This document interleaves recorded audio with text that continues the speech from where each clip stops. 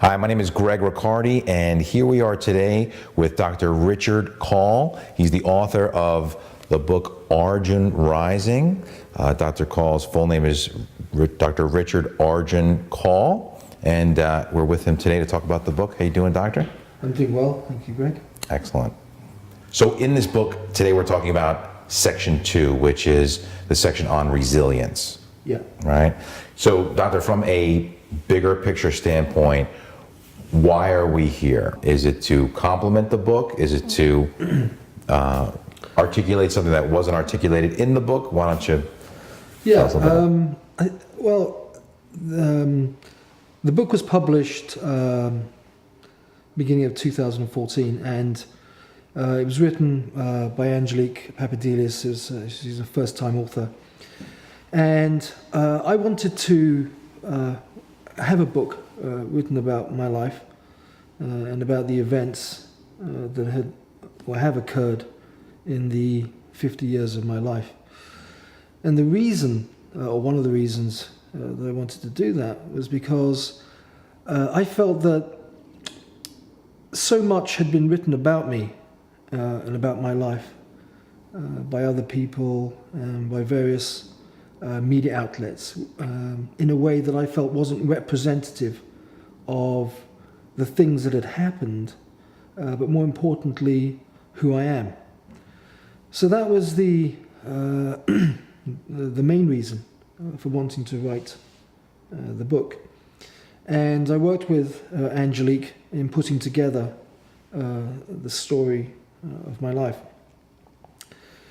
And doing this interview today, I felt was important because the book is the book, and words written on a page can only communicate so much, I think, about a person, about the things they've gone through. And I think the video format, the interview format, and the words spoken by myself about the things that I've gone through, I think communicate, I should say, a more honest and a truer picture of who I am. Sure. Well, they say that the actual words that someone speaks, whether they're written or transcribed from a conversation, are only a small part of the overall communication picture, right? Yeah, I agree. I would agree with that. I think that they say only 10% of communication is verbal and 90% is non-verbal. So I think, fortunately today, the video format is more accessible to people, and it allows people in a more humane way to communicate things, and for other people to get a better sense of who they are. Okay, good. So, fair enough. The section that we want to talk about now is section 2 on resilience. Yeah. So I drew my own conclusions or interpretation of resilience based on what happened in that chapter, in those chapters. What would you say they represent to you in terms of resilience? Well, I think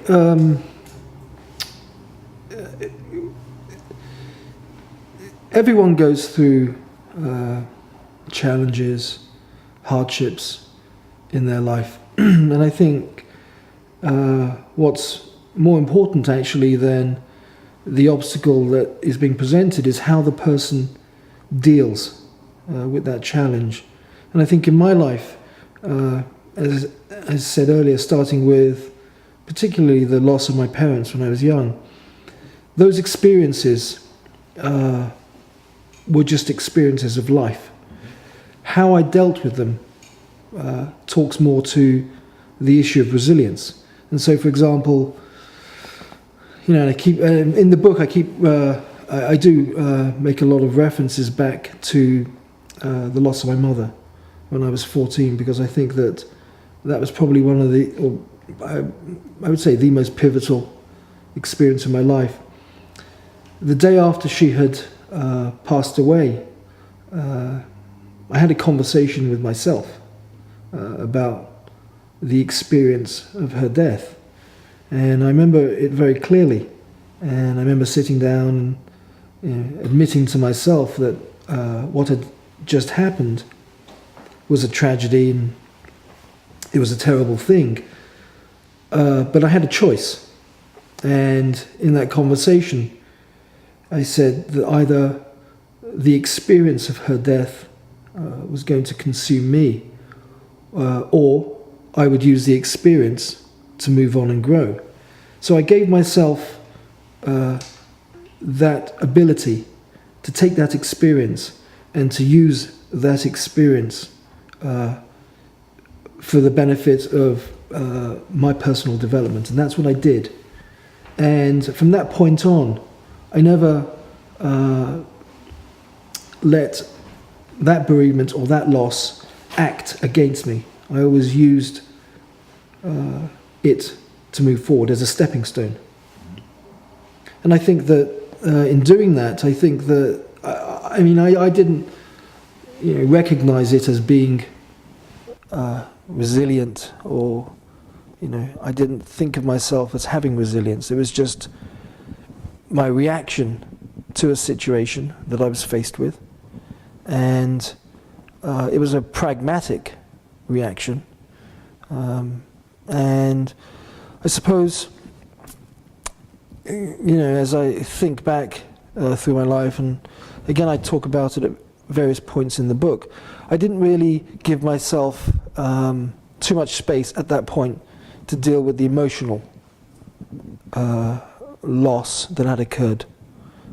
For me, it was more a case of something terrible has happened and I have to deal with it. And what's the best way to deal with it? And for me, it began with that conversation of using that experience to grow. So correct me if I'm wrong. At the time, you said that you didn't see it as resilience then. Just a lot of times, time has a way of showing. They say that you don't realize sometimes that the air conditioner is on until it turns off. Right. So maybe you were going through this part of your life, being resilient. What enabled you to look back and say, hey, something? There's a big sense of, this deserves a chapter or a section in the book of resilience. At what point did you look back and say, I might have a good, sense of resilience, and that might be a good thing to communicate to other people, Yeah, well, actually, that's a very good question. To be honest with you, I didn't really think about that till I was, I suppose, into my mid to late 40s, and I was having a conversation one day with a friend of mine, and who didn't really, wasn't aware of the things that I'd gone through in my childhood. And when he was listening to my story, he said, you should write about this. And was that the impetus for writing the book? Yeah, that's right. He put it into my head that I should tell my story. And it was shortly thereafter that I made contact with Angelique and began that process of telling the story. So why tell the story? Well, when I was 14 and my mother died, initially, as I'm sure most people can imagine, the death of a child's mother is or can seem an overwhelming experience. So I wanted to tell my story as a source of inspiration for initially every other 14-year-old boy who maybe even today is sitting there having just found out that his mother has died, and for my story to be a source of inspiration for that 14-year-old boy. For him to realize that it doesn't mean, the end of everything, that there is a way to move on and to make something of the experience. So that really was tied into wanting to have my story told through myself, through my words. But that was, I suppose, deep down the reason that I wanted to tell it, so that it would be a help, that it would be inspirational. A source of inspiration to other 14-year-old boys. Mm-hmm. So when you were 13, what did she mean to you, your mother? Oh, I mean, she was...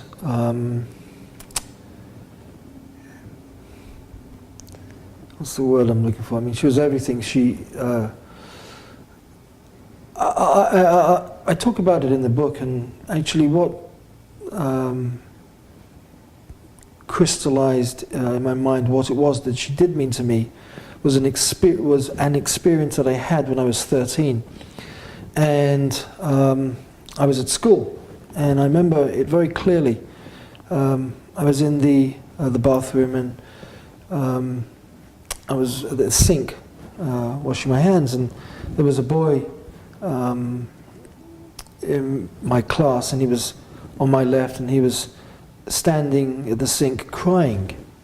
And I remember, and I knew why he was crying, and it was because his mother had just died. So I remember standing there, looking in the mirror and thinking to myself, I couldn't imagine what it would be like to lose my mother. To me it seemed so incomprehensible, like the fear of that experience. And exactly a year later, to that date, to that experience in that bathroom, my mother died. Mm. And so that fear that I had about the loss of my mother, I was now confronting.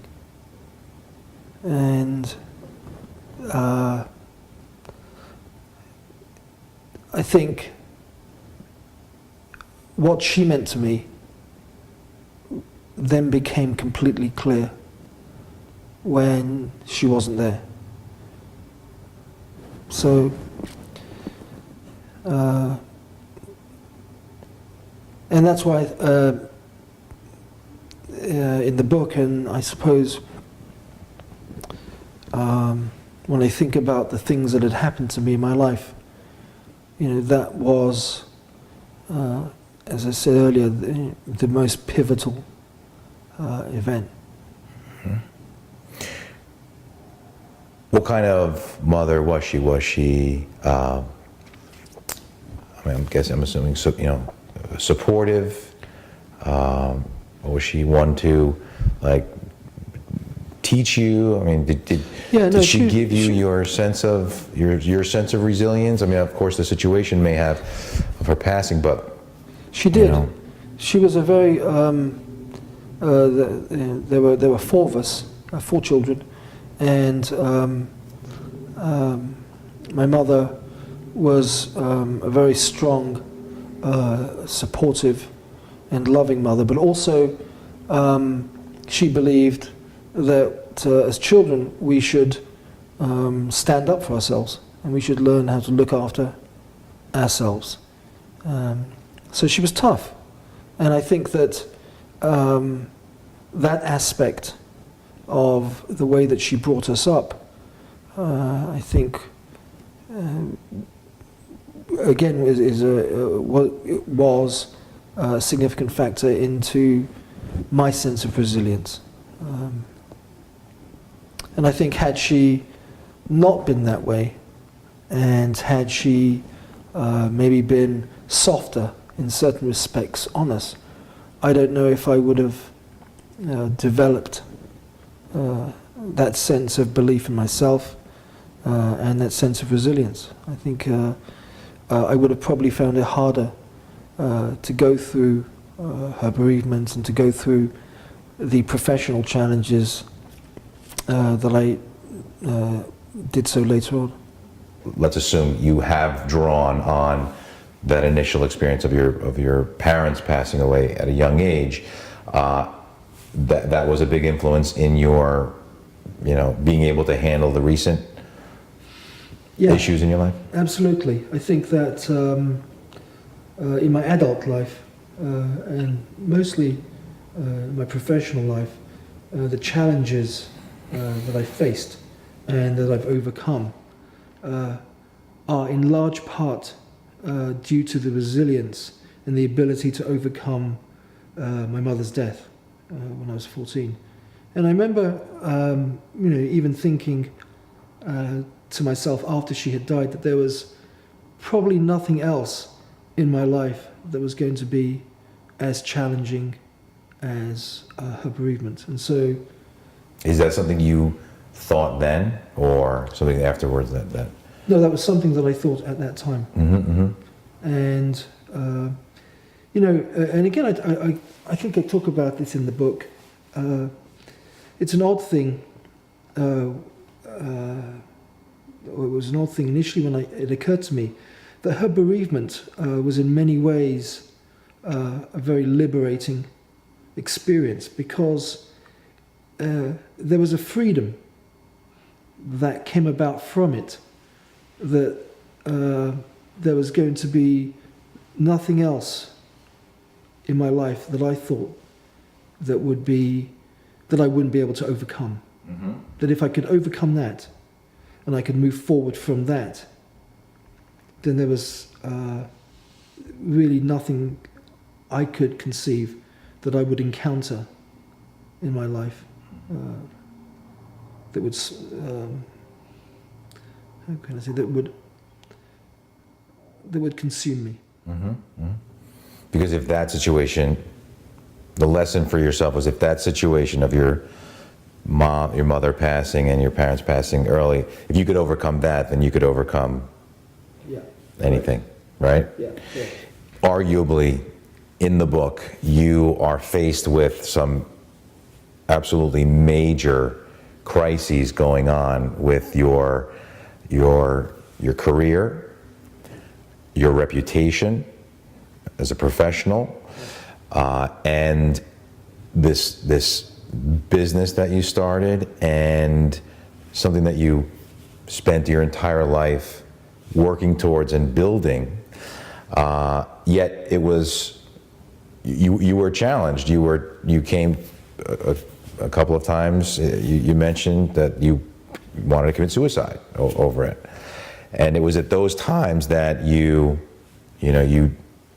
cited that ability to bounce back and be strong because of your mom passing, right? Correct. Mm-hmm. Yes. I mean, there were in my professional life times when it did seem as if there was no light at the end of the tunnel, and I do talk about it and admit that I had those moments. But in those moments, I was always very quickly brought back to the experience of losing my mother at 14. And so I think that, to go to what you were saying before, that experience definitely contributed or laid the foundations for my ability to deal with situations later on in life, and to deal with them in every way. I mean, emotionally, psychologically, pragmatically, to be able to hold things together so that I could navigate through those challenges and move on. But yes, I mean, with the case in England and with other challenges that I'd gone through, there were times, or moments, I should say, where it did seem rather bleak. that's can be inspiring in and of itself, in terms of, hey, you know something, if I'm having challenges, and hey, Dr. Kaul did it, maybe I can do it as well. So there's that aspect of, transferring that ability in a sense. But are there, would you say there are perhaps actual lessons that you could articulate to someone that's going through a challenge? Yeah, it's a very good question and point, that the message I should or would want to give is never give up. And as I went through, all of these different major obstacles, I never gave up. And that came from people say to me, well, they ask me about how internally I was able to do that, and I think I've always had a belief in myself, and not in. Some people have used the word narcissistic or arrogant, not in that way at all, but just a belief in myself that whatever it was that came to my door, that I would be able to handle the situation. And again, I think that really crystallized itself within my essence, to go back again to when I was 14. And then, and again, I talk about it in the book, 2 years later, my father died. So I was essentially on my own from the age of 16. And, when I think back now, as a 50-year-old man, to that, it's only really now that I appreciate, the relevance of it. At the time, when I was going through it, it was a situation or situations that I just had to deal with and to handle, and it to me, it was my life, and it was, I didn't consider it abnormal. I just considered it my life. So this book, would you say it's, and for anyone that may not have read it, you are challenged with some major things. One being the court case about a operation under which or within which a woman had some complications and had later passed away from the complications. But how much would you say that the purpose of the book is to be inspirational, as opposed to, telling your side of the story, which is very clearly articulated and navigated through, it follows that story very well, at least, from your perspective. So what would you say? If you could, is it 50-50? Is it 70-30, in terms of, the purpose for writing the book? Yeah, Or is it 100-100? I'd say it was more to communicate the details in that particular case, where Miss Bangura, I can use her name because it's already been communicated in the press, where she had a cardiac arrest and very sadly passed away 6 days after the event. And I wanted to talk about the details of what went on that particular day, details that had never been outside of the courtroom in England communicated by any of the media or the press. And I felt that with that case, it was a complicated legal case, and there was a lot of information that came from a 4-week trial.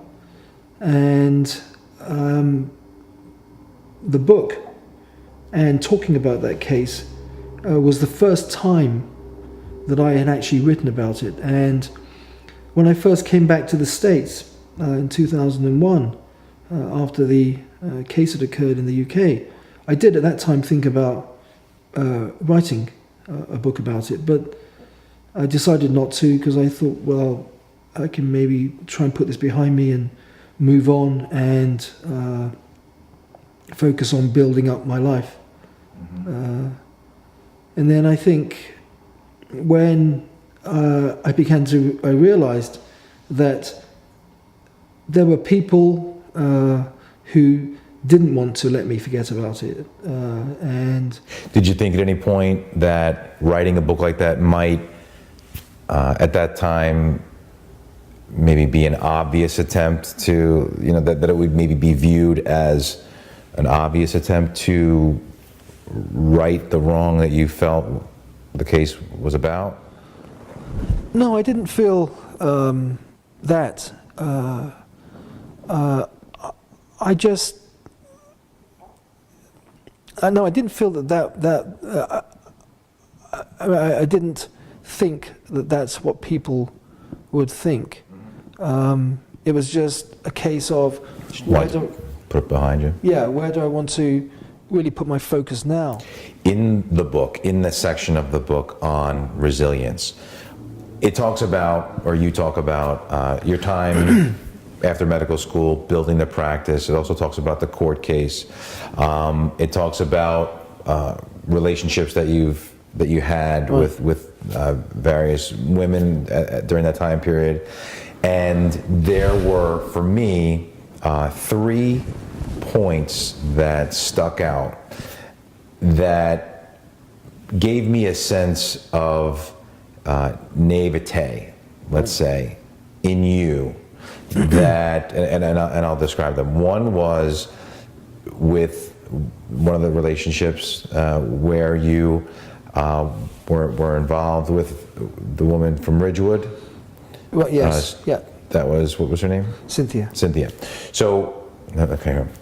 The first one was the one where you were in the relationship with Cynthia, I believe, from Ridgewood, who had gotten pregnant, and you weren't married, and due to background differences in terms of her family not believing in the medical practice here in the States, Christian Scientist, she was. So she had gotten pregnant, and she left you, expecting you to, hoping that you would have asked her to keep the baby. Yeah. There was that. There was another time in where you were being questioned immediately after, in fact, actually right before the woman passed away, where they came into you into the practice, and you welcomed them in. Yeah. This is the police and investigators, just without potentially, wondering or worried that they may be trying to build a case against you. Yeah. Then the third one was in the actual court case. You were being asked questions by the cross-examiner or the prosecutor that were designed to trick you, yet you answered them very honestly, perhaps, if not incriminating yourself, maybe leading to the perception of you having been or done something wrong. Okay. So I bring up those 3 things what struck me was a sense of innocence or naivete that kept kind of coming back. Is that am I off on that? Is it? I agree. Looking at it as from the outside, that it, coming to that conclusion that there was this.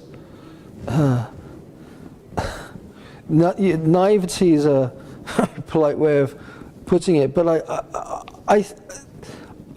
I never felt, I'll start particularly with the case in the United Kingdom, that I had done anything wrong. So when the police came in and I willingly went with them to the police station to answer questions, I felt I hadn't done anything wrong and I had nothing to hide. And this was my first interaction ever with the police. And, I thought, okay, I had no reason to not trust them. I soon found out that, that all they were concerned about was building a case to try and prosecute me. I mean, I think it's a sad indictment of the system that's really what they were trying to do. I always thought it was about justice and fairness and the truth coming out, and I learnt very quickly with that case in England that it's not about the truth. And unfortunately, the legal system and the courts, have certain agendas. And, I, to my detriment, found out. So it was I should say, a tough lesson for me. But I think it's more of an indictment of that system. So that's why in the book, when I talk about the events and what occurred, people looking at it now, and even if I read the book now and I, read the story about it, I would think to myself, what the hell are you doing?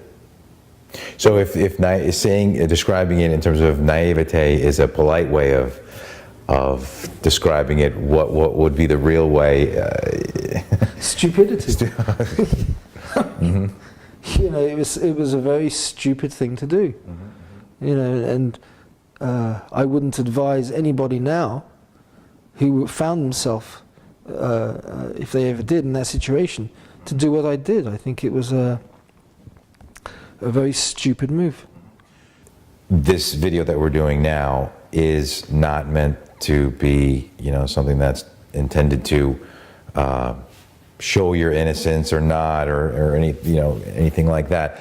But I will say that having pulled that or reading that in those instances throughout the section of the book did give me a sense of, that you're telling the truth throughout the book, So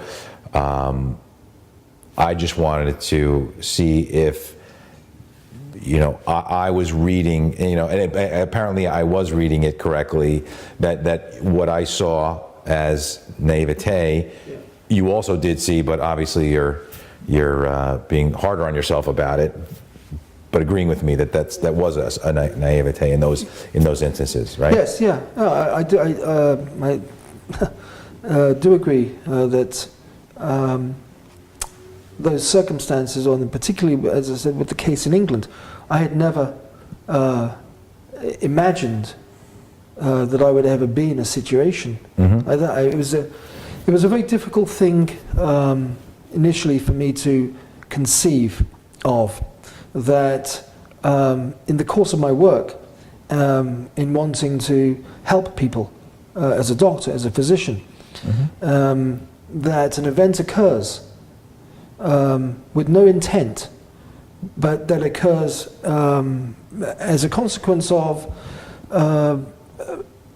medicine, and the fact that in medicine people sometimes do die, people sometimes do have bad outcomes, but that I was then being prosecuted in the way that I was. It was a difficult thing to come to terms with. Mm-hmm. It seemed to be less about at least from what was written, less about the medical proving, the medical determination of if there was negligence, as opposed to some kind of twisting of, or Well, there was. the And perception of you know, Yeah. the time, you know, like painting you as a certain way, as Yeah. opposed to, Well, Yeah. you know, again, I talk about it in the book, and you know, I've spoken about it elsewhere. But the context of that case was that just prior to Miss Bangura having the cardiac arrest, I had been involved in a very public legal battle with the Royal College of Anaesthetists about my American training, and you know, I'd gone to medical school in London, and then I came to the States and I trained here, and then I went back to the UK. I was trying to get my American training and board certification recognised, and the British, or the Royal College of Anaesthetists, deemed that my American training was not equivalent. So it was, you know, it was a public legal battle, and the people who I had been fighting with were the ones who then were the experts testifying against me in the legal case, in the death of Miss Bangura. So the intentions there. I think it was a very political case. Right, And right. I think that in medicine, patients do have cardiac arrests, and they do sometimes die. And not every doctor that has a patient that dies is prosecuted for manslaughter. And one of the details that again was misreported in the press, but which was a significant detail, was this detail about a mobile or a cell phone that I was allegedly on. And you know, in the court case, and again, the reason I bring this up is because this was the crux of the case, was that I was supposedly on this phone, distracted. Well, during the court case, the engineer from the phone company came to court and testified that no cell phone was being used at any time around the case. But the press, or the British press at that time, reported that I was on a mobile phone. So, Okay. What I'd love to ask you is, all right, it's symbolically or not, we didn't mean it to be this way, but it happens to be January 1, 2015 right now, today, New Year's Day. right. Now, all of what's gone on for you recently is well documented. Yeah. Where are you now? What are your goals now? If we can, I know this was supposed to be about the book here, but where are you now in terms of your intentions, what you want to do for yourself and or the world? Well, I'm still living here in the States, and I'm working towards having my license in New Jersey reinstated. And hopefully things will work out positively. And I'm going to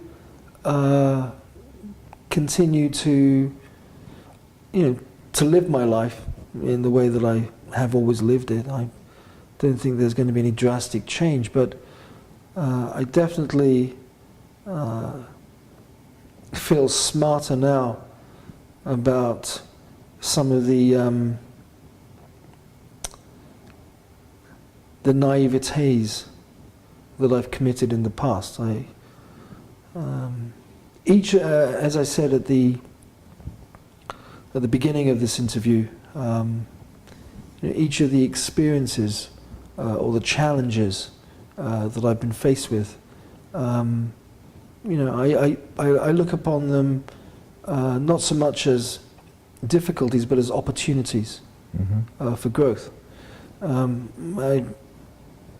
I think that this experience that's occurred to me most recently is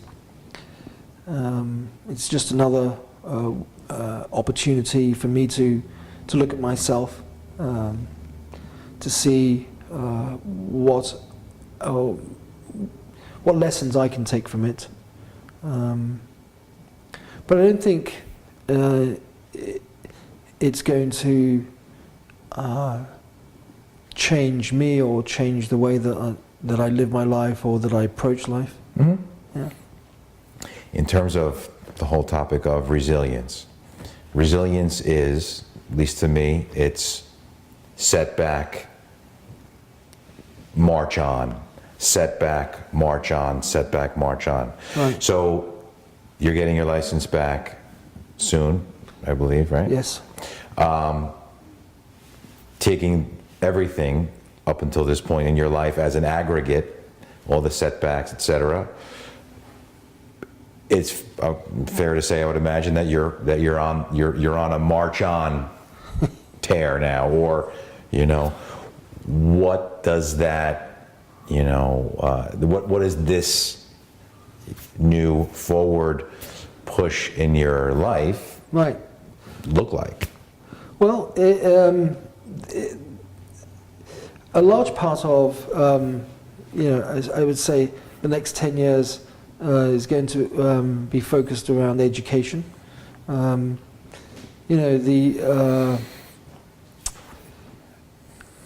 I suppose, the work that I've done over the last 10 years in the field of minimally invasive spine surgery, that's been looked at by a lot of different doctors around the world in a very positive way. And I have to, humbly say there's a lot of respect that I've built up in the medical community globally. And the next 10 years, a large part of it is going to be in teaching and educating doctors and medical students. Mm-hmm. In a what type of capacity? University or in private? University. Well, primarily university settings. Mm-hmm. Yeah. Are there any? Do you happen to have any prospects in terms of schools that you would do this at or for? Yeah, well, the first two schools are actually in India and in Africa at the universities. In Africa, where I set up a charity that I set up years ago, the Spine Africa Project. There's a large medical school attached to that hospital. It's called the Pansy Hospital. So it'll be at that medical school and at that hospital. Mm-hmm. We've spent some time here today. There will be other videos that we're going to do on other sections of the book. This conversation has taken its own direction, so to speak. Yeah. How can we wrap this up in terms of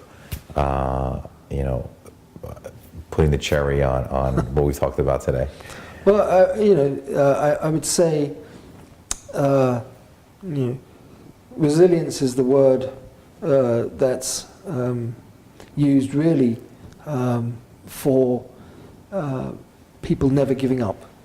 And I think that regardless of what happens to people in their lives, they should never lose hope, and they should never give up trying to find a solution or way around their challenges or their problems. Mm-hmm. And I think always look at those difficulties as just opportunities. Call them opportunities, and I think as soon as people do that, it changes the nature of the challenge, and it becomes a positive as opposed to a negative force. Mm-hmm. Excellent. Well, appreciate the time, and I'm sure we'll see you on future videos. Thank you.